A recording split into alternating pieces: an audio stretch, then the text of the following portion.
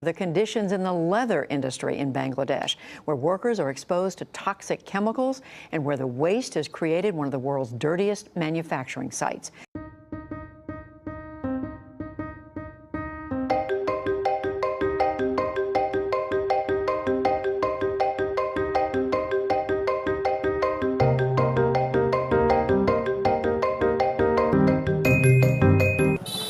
Setting foot in the Hazaribagh neighborhood is an assault on the senses.